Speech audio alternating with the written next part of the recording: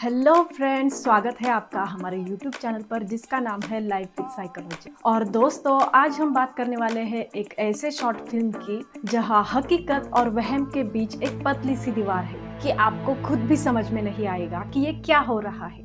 और इस short film का नाम है कृति। यह एक मनोवैज्ञानिक थ्रिलर शॉर्ट मूवी है। अगर आप यह शॉर्ट मूवी देखोगे तो आपका दिमाग भी जरूर घूम जाएगा। वीडियो को एंड तक जरूर देखें ताकि एंड पार्ट बहुत ही ज़्यादा इंटरेस्टिंग होने वाला है और मैं नहीं चाहती कि आप कोई भी पार्ट मिस करो। मूवी की शुरुआत होती है सपन से, जो एक मानसिक रोगी है और वह अपने साइकियाट्रिस्ट से मिलने आया है। साइकियाट्रिस्ट डॉक्टर कल्पना शाह ना कि सपन की एक अच्छी साइकियाट्रिस्ट है, वह सपन की बचपन की दोस्त भी है। और यहाँ डॉक्टर शाह सपन को देखकर बेहद खुश है। और यहाँ डॉक्टर शाह सपन को टॉन्ट करते हुए पूछती है कि पहले तो तुम हर दूसरे दिन आ जाते थे, लेकिन इस बार इतना लेट क्यों, कहाँ बिजी थे।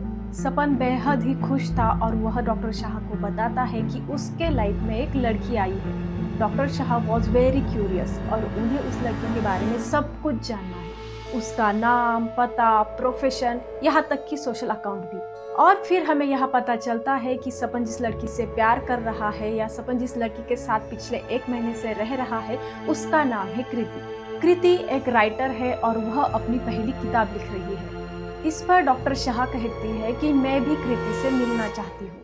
सपन कहता है कि यह पॉसिबल नहीं है क्योंकि कृति एक एग्रोफोबिक है और वो किसी भी अननोन पर्सन से मिलना नहीं चाहती। वह पूरा दिन घर पे रहकर लिखती रहती है और उसे सोशलाइज करना भी बिल्कुल पसंद नहीं है और यही कारण है कि उसका कोई सोशल अकाउंट भी नहीं है। यहाँ सपन इरिटेट होता है क्योंकि डॉक्टर शाह कुछ ज्यादा ही सवाल पूछ रही होती है, लेकिन यहाँ पर डॉक्टर शाह कुछ टेंशन में नजर आ रही थी और वह बार बार कृति से मिलने के लिए फोर्स कर रही थी। वह सपन को कृति का कोई फोटो दिखाने के लिए कहती है, मगर सपन के पास कृति का कोई फोटो तक नहीं है। और यहाँ पर हमें पता चलता है कि डॉक्टर शाह इतना स्ट्रेस क्यों ले रही थी। असल में सपन एक मानसिक रोगी है और वह लोगों को इमेजिन कर लेता है जो असल में होते भी नहीं है। कृति के पहले भी सपन की एक इमेजिनरी फ्रेंड थी जिसका नाम था रचना, और डॉक्टर शाह यहाँ पर वरीड है कहीं कृति भी रचना के जैसे सपन की कोई इमेजिनरी फ्रेंड तो नहीं। सपन को रचना को लेकर काफी ज्यादा मेंटल अनस्टेबिलिटी का सामना करना पड़ा था और डॉक्टर शाह को यह लगता है कि सपन के साथ वही सब कुछ दोबारा ना हो, इसलिए वह कृति को देखना चाहती है, यह जानने के लिए कि कृति रियल में है या सिर्फ सपन की इमेजिनरी फ्रेंड। सपन यहाँ पर थोड़ा कन्विंस हो जाता है और वह घर पर जाकर डॉक्टर शाह को वीडियो कॉल करता है और वीडियो कॉल पर डॉक्टर शाह को वो कृति को दिखाता है। मगर यहाँ डॉक्टर शाह बोल रही है कि वहाँ पर कोई भी लड़की नहीं है। वह डॉक्टर शाह को दोबारा दिखाने की कोशिश करता है, मगर डॉक्टर शाह फिर एक बार कहती है कि मुझे टाइपराइटर दिख रहा है, टेबल दिख रहा है, लेकिन कोई भी लड़की मुझे वहाँ नहीं दिख रही है। अब यहाँ सपन को लगने लगा कि कृति सच में कोई उसकी इमेजिनरी फ्रेंड तो नहीं। अब वह कृति सच में रियल है या इमेजिनरी फ्रेंड, यह साबित करने के लिए वह कृति को वॉक पर चलने के लिए कहता है। पर कृति जो एक एग्रोफोबिक है, वह बाहर जाने से मना कर देती है। कृति कभी घर पर खाना क्यों नहीं बनाती, हर बार बाहर से क्यों मंगवाती है, ऐसी कुछ बातें उसे सोचने पर मजबूर कर देती है।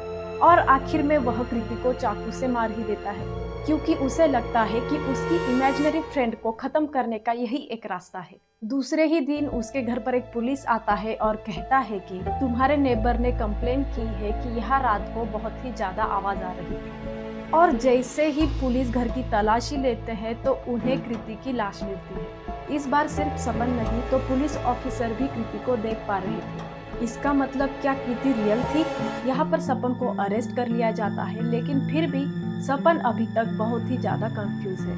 पुलिस उससे लॉयर को कॉल करने के लिए बोलती है, लेकिन यहाँ पर सपन कहता है कि मैं किसी भी लॉयर को नहीं जानता, लेकिन हाँ, मेरी एक बेस्ट फ्रेंड है जो एक साइकेट्रिक भी है, तो मैं उसकी हेल्प ले सकता हूँ। जब सपन उसके फोन से डॉक्टर शाह को फोन करता है तो डॉक्टर शाह का फोन बिजी आता है। उसके बाद फिर पुलिस अपने फोन से डॉक्टर शाह को कॉल करती है तो वह देखती है कि डॉक्टर शाह का फोन भी सपन के ही पास है और पुलिस को शक होने लगता है कहीं डॉक्टर शाह का खून भी सपन ने तो नहीं किया। फिर पुलिस सपन को लेकर डॉक्टर शाह के घर जाते हैं। वहाँ डॉक्टर शाह उन्हें नहीं मिलते। फिर वहाँ काम करने वाले लड़के से पुलिस डॉक्टर शाह के बारे में पूछताछ करती है तो वह लड़का बताता है कि यह घर डॉक्टर शाह का नहीं तो सपन का है और यहाँ कोई डॉक्टर शाह नहीं रहते। सपन साहब भी यहाँ कभी कभार आते हैं, कुछ देर बैठते हैं और चले जाते हैं। और तभी सपन को डॉक्टर शाह दिखाई देती है और वह सपन को कहती है कि पुलिस की शर्ट पर उसका नाम पढ़ो। पुलिस भी तुम्हारी इमेजिनरी है, यहाँ कोई भी पुलिस है ही नहीं, पुलिस को भी तुम्हें खत्म करना होगा। और स्टोरी के एंड में हमें पता चलता है कि डॉक्टर शाह ही सपन की इमेजिनरी फ्रेंड थी। जी हाँ, जिस लड़की पर हम शुरुआत से विश्वास कर रहे थे वही असल में सपन की इमेजिनरी फ्रेंड थी और उसी ने सपन से कृति का खून करवाया था और पता नहीं वह सपन से और क्या क्या करवा लेती। सपन किसी को भी मार सकता है क्योंकि उसे लगता है कि लोग इमेजिनरी है। यहाँ पर असल में सपन को एक मानसिक बीमारी है जिसे पैरानॉइड स्किज़ोफ्रेनिया कहा जाता है। वह इमेजिनरी लोगों को रियल समझ लेता है और रियल लोगों को इमेजिनरी समझकर मार भी सकता है। उसकी पूरी दुनिया डिल्यूजन पर टिकी हुई है। सपन एक चलता फिरता एग्जाम्पल है जहाँ दिमाग की बनाई हुई दुनिया हकीकत से भी काफी खतरनाक हो सकती है। मिलते हैं एक और मूवी, एक और कहानी, एक और डिसऑर्डर के साथ। तब तक के लिए चैनल को सब्सक्राइब करें, वीडियो को शेयर करें अपने फैमिली और फ्रेंड के साथ और कमेंट्स में मुझे जरूर बताएं कि आपको यह वीडियो कैसा लगा।